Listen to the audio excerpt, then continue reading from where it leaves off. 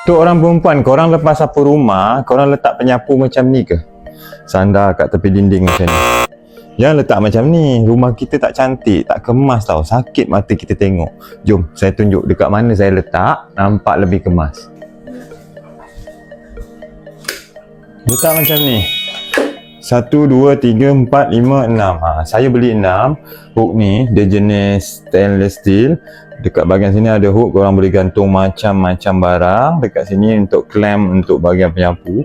Gam dia ni, belakang ni memang sangat kuat tau. Untuk berat yang macam kuali tu pun boleh tau. Macam kuali kalau korang nak gantung macam ni pun boleh. Boleh letak kuali. Cuba tengok. Ni minyak ni. Minyak ni 5 kilo tau.